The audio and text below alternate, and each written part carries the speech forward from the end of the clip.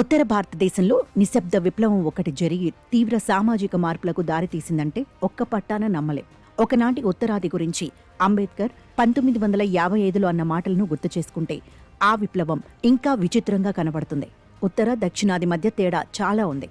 ఉత్తరాది సంప్రదాయశీలమైంది, దక్షిణాది పురోగమన భరితమైంది.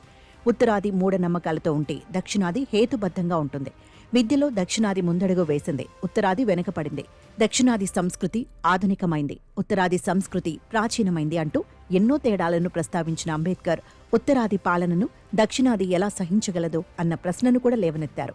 ఉత్తర దక్షిణాదుల మధ్య తేడాల గురించి అంబేద్కర్కే కాక ఇప్పటికీ చాలా మంది మేధావులకు ఇలాంటి అభిప్రాయాలే ఉన్నాయి. దక్షిణాది నేతలు సైతం మూఢనమ్మకాలను ప్రోత్సహిస్తున్న రాజకీయ విమర్శలు చేసేటప్పుడు మాత్రం ప్రగతిశీల దక్షిణాది అంటూ మాట్లాడుతూనే ఉన్నారు. రాజకీయ అంశంగా దక్షిణాది ప్రగతిశీలత మారినంత మాత్రాన ఆ భావనకు ఎంతో కొంత వాస్తవిక పునాది లేదని చెప్పలేము.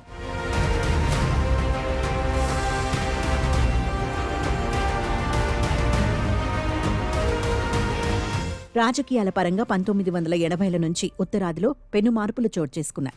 అగ్రకులాల రాజకీయ ఆధిపత్యాన్ని తోసిపుచ్చే జైత్రయాత్రను అక్కడి బీసీలు ఆరంభించారని పేర్కొంటూ దాన్నొక నిశ్శబ్ద విప్లవంగా సూత్రీకరిస్తూ ప్రముఖ రాజకీయ విశ్లేషకుడు క్రిస్టఫ్ జెఫ్లాట్ 2003లో 500 పేజీల పుస్తకాన్ని రాశారు. దాని పేరు భారతీయ నిశ్శబ్ద విప్లవం.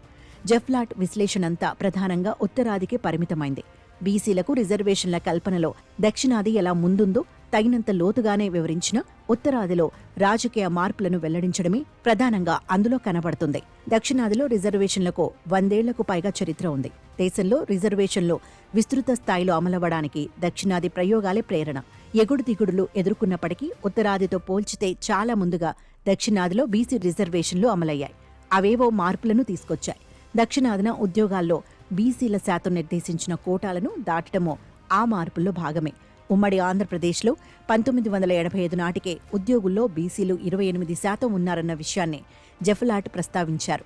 ఓపెన్ కేటగిరీ పోస్టులకు సంబంధించి 50%కి కాస్త అటూ ఇటూగా ఉద్యోగాలను, విద్యారంగంలో సీట్లను దక్కించుకునే ప్రక్రియ మొదలైంది.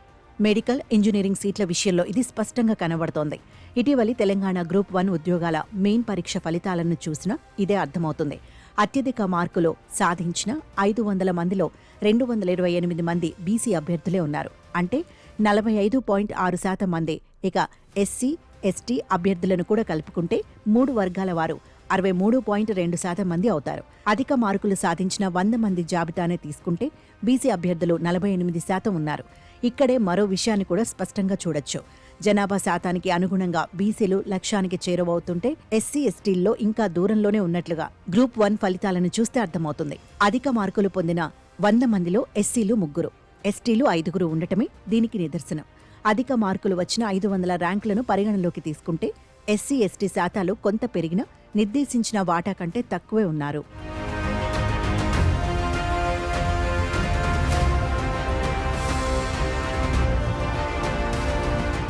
రిజర్వేషన్ల కోటాకు మించి బీసీలు ప్రగతి సాధిస్తున్న నేపథ్యంలో తెలంగాణ ప్రభుత్వం మరో ముందడుగు వేసింది. బీసీ రిజర్వేషన్లను 42%కి పెంచుతూ సోమవారం శాసనసభలో బిల్లును ప్రవేశపెట్టింది. ఇదో విచిత్రమైన సన్నివేశం. అందుబాటులో లేని కొన్ని గణాంకాలను చూస్తే ఇప్పటికే 42% దరిదాపుల దాకా బీసీల ప్రాతినిధ్యం చేరినట్లు కనబడుతోంది. పోటీ పరీక్షల ఫలితాల విశ్లేషణ దీన్ని సూచిస్తోంది. ఇది పక్కాగా నిర్ధారణ కావాలంటే అధికారిక సమాచారం ఉండాలి. అటువంటి సమాచారాన్ని ప్రభుత్వం మాత్రమే వెల్లడించాలి. కులగణన సర్వేలో లభ్యమైన సమాచారాన్ని ఇంతవరకు బహిరంగపరచలేదు. బీహార్ ప్రభుత్వం తాను చేపట్టిన కులగణన సమాచారాన్ని ధైర్యంగానే వెల్లడించింది. ఉద్యోగాల్లో ఏ కులం వారు ఎంతమంది ఉన్నారో తెలిపింది. తెలంగాణలో పరిస్థితి ఇందుకు పూర్తిగా భిన్నం. బిల్లు లక్ష్యాలను వివరించే అనుబంధంలో స్థూలంగా కూడా అటువంటి సమాచారాన్ని పొందుపరచలేదు. బీసీలకు తగిన ప్రాతినిధ్యం లేదని భూసాని వెంకటేశ్వరరావు నేతృత్వంలో ఏర్పాటైన ఏకసభ్య కమిషన్ తేల్చిందని ప్రభుత్వం పేర్కొంది తప్ప సమగ్ర సమాచారాన్ని త్వరలో సభ ముందు ఉంచుతామని కూడా ప్రకటించలేదు. స్థానిక సంస్థలతో పాటు విద్యా, ఉద్యోగ విషయాల్లో రిజర్వేషన్లను పెంచేందుకు సిఫార్సులను చేసే పనిని భూసాని కమిషన్కి అప్పగించారు. ఒకే వ్యక్తితో 2 కమిషన్లు ఏర్పాటయ్యాయన్నమాట. విద్యా, ఉద్యోగాల్లో బీసీలకు తగిన ప్రాతినిధ్యం లేదని గణాంకాలతో నిరూపిస్తేనే న్యాయ సమీక్ష ముందో చట్టం నిలబడే అవకాశం ఉంటుంది. ఉద్యోగులకు సంబంధించి కులాల లెక్కలను తీయటం ప్రభుత్వానికి పెద్ద కష్టం కాదు. కులం వెనుకబాటు ఆధారంగా కల్పించే రిజర్వేషన్లు 50% పరిమితిని ఎందుకు దాటాల్సి వస్తుందో వాదించటానికి గణాంకాలే ఆధారం. న్యాయస్థానాలకు వాటిని సమర్పిస్తేనే 50% పరిధిని పునఃపరిశీలించే అవకాశం కొంతైనా ఉంటుంది. మండల్ కమిషన్ నివేదికలో బీసీలకు సంబంధించి అటువంటి సమాచారాన్ని పొందుపరిచారు కాబట్టి 27% రిజర్వేషన్లు గట్టెక్కగలిగాయి. 1980ల నాటికి కేంద్ర ప్రభుత్వం ఉద్యోగాల్లో బీసీల ప్రాతినిధ్యం ఎస్సీల కంటే తక్కువగా ఉందనే విషయాన్ని మండల్ కమిషన్ పేర్కొంది. ఆ అంశమే అప్పుడు కీలకంగా మారింది. ఏకసభ్య కమిషన్ అలా చేసి ఉంటే కులాల వారి ఉద్యోగుల, విద్యార్థుల సమాచారాన్ని సేకరించి మదింపు చేసి ఉండాలి.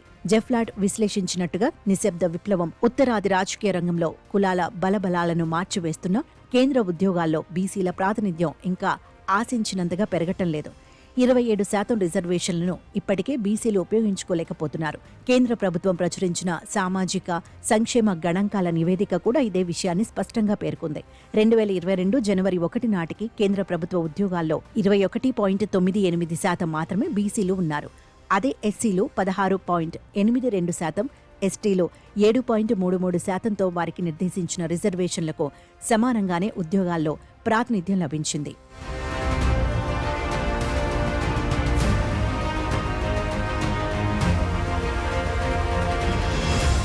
రాష్ట్రపతి ఆమోదాన్ని పొంది కేసులేమైనా పడితే వాటిని ఎదుర్కొని అనుకున్నట్లుగా 42% రిజర్వేషన్లు తెలంగాణలో అమలైన పక్షంలో ఉద్యోగ, విద్యాముఖ చిత్రం బాగా మారుతుంది. విద్యా ఉద్యోగాల్లో జనాభాని మించి ప్రాతినిధ్యం బీసీలకు భవిష్యత్తులో లభించే అవకాశాన్ని కొట్టేయలేం. ఆ పరిణామం ఎలాంటి మార్పులకు, ప్రతిస్పందనలకు దారితీస్తుందో ఇప్పుడే చెప్పలేం. కులాల వర్గీకరణను మరింత విస్తృతపరచాలనే డిమాండ్లు తలెత్తవచ్చు. సంపన్న శ్రేణిపై వివాదాలు పెరగచ్చు.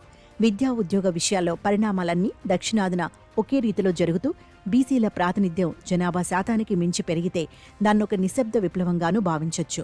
తమిళనాడులో లాగా రాజకీయ అధికారం కూడా అగ్రకులాల చేజారితే సామాజిక పరివర్తన సంపూర్ణమవుతుంది.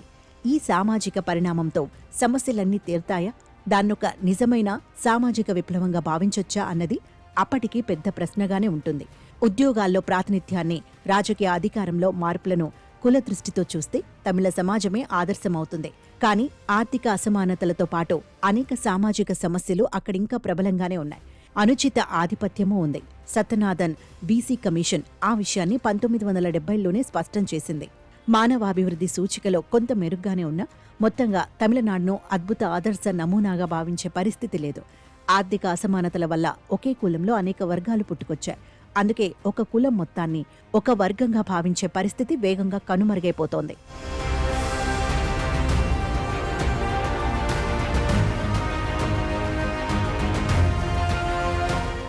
ఉత్తర, దక్షిణాది తేడాలకు సంబంధించి మరొక విషయాన్ని కూడా ప్రస్తావించుకోవచ్చు. ఉత్తరాదిన రాజకీయాల్లో వచ్చిన నిశ్శబ్ద విప్లవం ఉద్యోగాల్లో మహిళల ప్రాతినిధ్యాన్ని పెద్దగా పెంచలేదు. దక్షిణాదిన మాత్రం మహిళల ప్రాతినిధ్యం గణనీయంగానే పెరుగుతోంది. తెలంగాణ గ్రూప్ 1 మెయిన్ పరీక్షలో అత్యధిక మార్కులు పొందిన 100 మందిలో 41 మంది మహిళలు ఉన్నారు. 500 ర్యాంకుల వరకు తీసుకుంటే 204 మంది మహిళలకు చోటు లభించింది. ఇవేమీ చిన్న విషయాలు కావు. 2 ఏళ్ల క్రితం ఆంధ్రప్రదేశ్లో వెల్లడించిన 111 గ్రూప్ 1 పోస్టుల ఫలితాల్లో 51 మంది మహిళలకు చోటు దక్కింది. 2 తెలుగు రాష్ట్రాల్లో బీసీ ఎమ్మెల్యేల సంఖ్యను చూస్తే ఉత్తర, దక్షిణాది తేడాలు స్పష్టంగా కనబడతాయి. తెలంగాణలో బీసీ ఎమ్మెల్యేలు 19 మంది ఉన్నారు. 2014-18 అసెంబ్లీ ఎన్నికల్లో గెలిచిన వారి సంఖ్య 20కి మించలేదు. అంటే అసెంబ్లీలో బీసీల ప్రాతినిధ్యం 16% మాత్రమే. ఆంధ్రప్రదేశ్లో కూడా 1% అటూ ఇటుగా పరిస్థితి ఉంది. ఉమ్మడి రాష్ట్రంలో 1972కు ముందైతే అది 15% దాటలేదు. బీహార్లో అయితే 1995 అసెంబ్లీ ఎన్నికల నాటికి బీసీ ఎమ్మెల్యేల సంఖ్య దాదాపుగా 50%కి చేరుకుంది. ఆ తర్వాతి శాతాల్లో కొంత మార్పు వచ్చినా తెలుగు రాష్ట్రాలంత తక్కువ స్థాయిలో ఎప్పుడూ లేదు. ఉత్తరప్రదేశ్లో కూడా బీసీలకు ప్రస్తుత అసెంబ్లీలో 38% ప్రాతినిధ్యం ఉంది. తెలుగు రాష్ట్రాలకు సంబంధించినంత వరకు ఒకటి స్పష్టంగా కనబడుతోంది. రాజకీయ పదవుల విషయంలో బీసీలు వెనుకబడి ఉన్న విద్యా, ఉద్యోగ రంగాల్లో మాత్రం ఆ పరిస్థితి లేదు. అగ్రకులాలతో పోటాపోటీగా ముందడుగులు వేస్తున్నారు. రాజకీయ పదవుల్లో అధిక ప్రాతినిధ్యం ఉంటేనే సామాజిక, ఆర్థికంగా ముందడుగు వేయటం సాధ్యమవుతుందనే సూత్రీకరణను అన్ని సందర్భాలలో చేయలేం. ఉత్తరాది, దక్షిణాదిలో బీసీల ప్రాతినిధ్యాల చరిత్ర చెప్పే సారం అదే. దేశమంతటికీ వర్తించే సాధారణ సూత్రీకరణలను భారత్లో రూపొందించడం అంత తేలిక కాదు.